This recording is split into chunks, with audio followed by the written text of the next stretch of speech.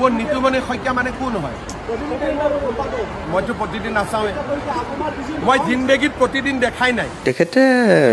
চিনি নাপাওঁ বুলি কোৱাটো একো ডাঙৰ কথা নহয় অসমৰ মানুহে জানিব মই সেই সন্দৰ্ভত বিশেষ কিবা ক'বলগীয়া আছে বুলি মই নাভাবোঁ অসমৰ মানুহে বিচাৰ কৰিব তেওঁ মোক চিনি পায় নে নাপায়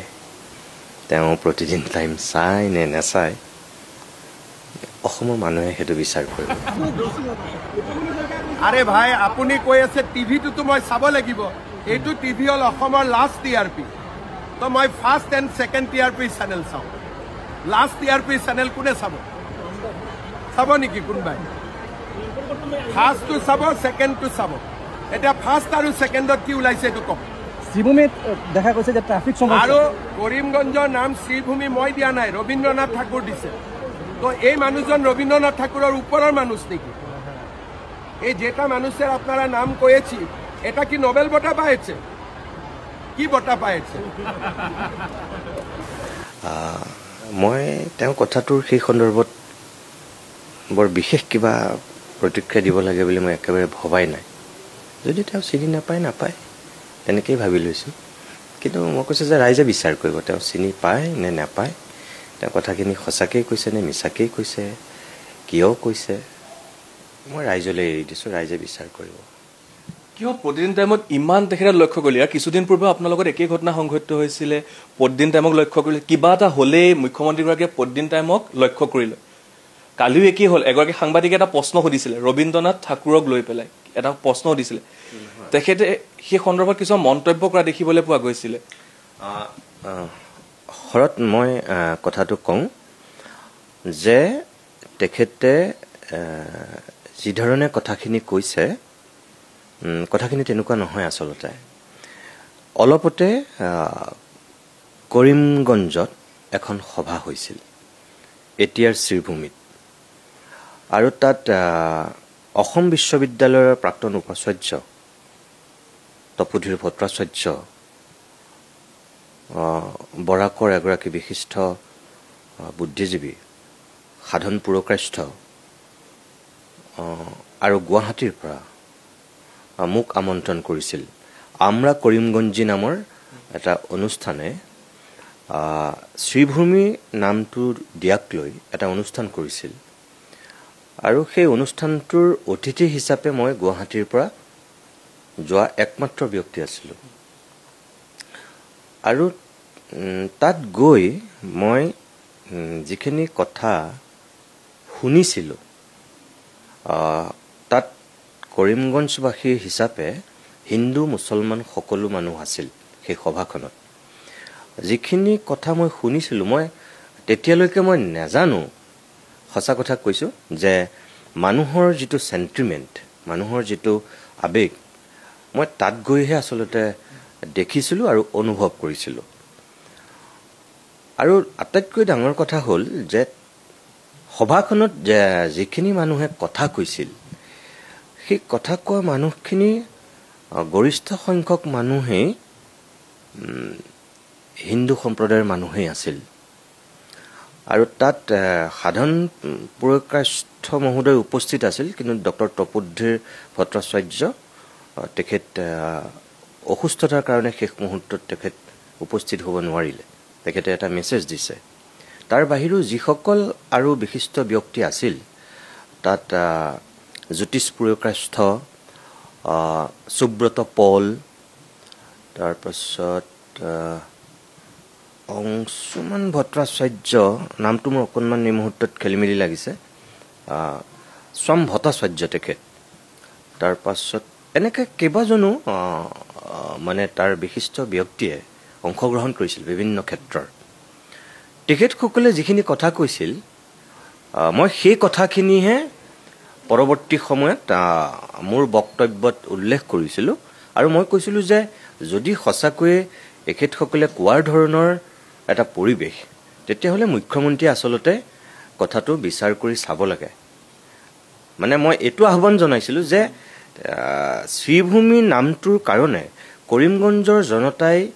কোনোদিন আন্দোলন কৰা নাছিল কোনোদিন প্ৰতিবাদ কৰা নাছিল আমি সংবাদ মাধ্যমত যোৱাত প্ৰায় 25 বছৰেই হ'বৰ হ'ল আমি দেখিছোঁ নেকি কেতিয়াবা কৰিমগঞ্জৰ নাম সলনিৰ কাৰণে কোনোবাই ধৰ্ণা কোনোবাই প্ৰতিবাদ কোনোবাই আন্দোলন হৰতাল কিবা কৰিছে কৰিমগঞ্জ বন্ধ দিছিল কেতিয়াওতো দিয়া নাছিল সেই কথাখিনিতে তেওঁলোকে তাত কৈছিল যে আমি কেতিয়াও বিচৰা নাছিলোঁ আমাৰ নামটো এনেকৈ হঠাৎ ৰাতিৰ ভিতৰত কোনোবাই সলনি কৰি দিয়ক আৰু 2 নম্বৰ কথা হ'ল যে মই আটাইতকৈ আচৰিত হৈছিলোঁ যে তেতিয়ালৈকে মই নেজানোৱেই মই নিজেই নেজানো যে কৰিম শব্দটোৰ কাৰণে কৰিমগঞ্জ নামটো সলাই দিয়া হৈছে এইটো মোৰ অজ্ঞানতাও হ'ব পাৰে কাৰণ মই তেনেকুৱা দৃষ্টিভংগীৰে কেতিয়াও কথাখিনি চোৱাই নাই আজি গোলোকগঞ্জ যদি কোনোবা আমাৰ গোলোক এজনৰ নামেৰে যদি হৈছে মই নেজানো মই গোলোকগঞ্জক সেই দৃষ্টিৰে চোৱাই নাই কৰিমগঞ্জক মই সেই দৃষ্টিৰে চোৱাই নাই আটাইতকৈ ডাঙৰ কথা মই যে চোৱা নাই সেইটো কথা নহয় তাত এই ট্ৰিব্যুনেলত বিদেশী ন্যায়াধিকৰণত কাম কৰা যিজন আটাইতকৈ বয়সস্থ ব্যক্তি জ্যোতিষ পুৰকাষ্ঠ তেখেতে লাখুটি লৈ আহিছে তেখেতে যিখিনি কথা কৈছে তাত আৰু এই ভট্টাচাৰ্য অংশুমান ভট্টাচাৰ্য আছিলে নে নামটো মই অকণমান পাহৰি গৈছোঁ তেখেতে যিখিনি কথা কৈছিল তেখেতে কৈছে যে আমি ইমান বছৰ হ'ল স্বাধীনতাৰ আগৰ পৰাই মানে কৰিমগঞ্জ নামটো যেতিয়াৰ পৰা তাত হৈছিল তেতিয়াৰ পৰা তেওঁলোকে মিলা প্ৰীতিৰে আছে আৰু তেওঁলোকৰ কোনো মানসিকতাতেই নাছিল যে এইটো কোনোবা এটা সম্প্ৰদায়ৰ মানুহৰ নামৰ লগত জড়িত তেওঁলোকে কোৱা কথা তাত মই কোৱা কথা নহয় গতিকে কৈছে যে আমাৰ মনত এটা বিষাক্ত বিষ কিয় সুমুৱাই দিয়া হ'ল আমাৰ নামটোক লৈ ইয়াত কিয় হিন্দু মুছলমান কৰি পেলোৱা হ'ল মই তেতিয়া সেইটোহে কৈছিলোঁ যে যদি সঁচাকৈ ইয়াৰ মানুহে বিচৰাই নাছিল তেতিয়াহ'লে মাননীয় মুখ্যমন্ত্ৰী মহোদয় কি কাৰণে হঠাৎ তেওঁ নামটো সলাই দিলে 2-এটা সংগঠনে আবেদন কৰিছে আৰু সেইখিনি বহুতৰে সন্দেহ আছে যে সেইখিনি মানে কেনেকুৱা আবেদন কেতিয়া কৰিছে কেনেকৈ কৰিছে তাৰ মানুহৰ অলপ সন্দেহ আছিল মই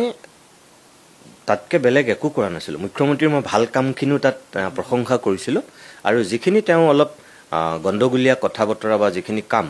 মই সেইখিনিও মই কিছু সমালোচনা কৰিছোঁ আৰু তাৰ বাহিৰে তেখেতৰ মই ভালটো 100 বাৰ ভাল বুলি কৈছোঁ তাত মইতো তেওঁক অকল বেয়াকৈ কিবা কটু সমালোচনা কৰি গুচি আহিছোঁ তেনেকুৱা কথা নাছিল আৰু তেখেতে যিটো কথা কৈছে এতিয়া যে